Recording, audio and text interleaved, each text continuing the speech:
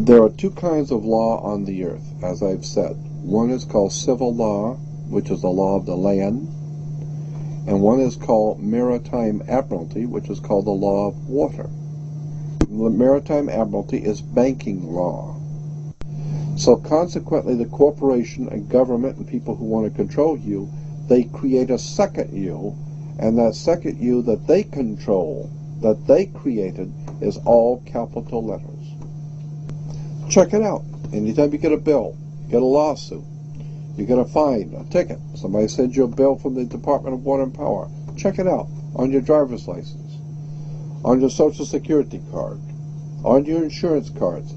Anything having to do with business, your name will always be in all capital letters, because only all capital letters can be dealt with by banks and government. You need to wake up and find out how this stuff really works. Because once you understand that you don't need to submit yourself as an American to a British commercial venture called courts. You're an American. You don't need to go to court. There's nobody. You only go to court because you agreed to go to court. When they send you a subpoena to court or a summons to court, and they've sent you something, you look at it and say, hey, Jack, that's not me.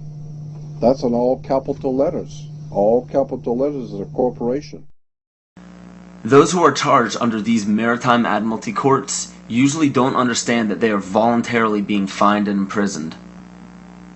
When a judge calls your name and asks if you are that name, those who say yes are verbally agreeing to represent the artificial person that the name represents. In doing so, you are voluntarily waiving your rights under the Constitution. Your absolute rights as natural persons are the right to life, security, and property. And all of these are very important. Remember that you can never be deprived of these simple rights unless you are willingly waiving them.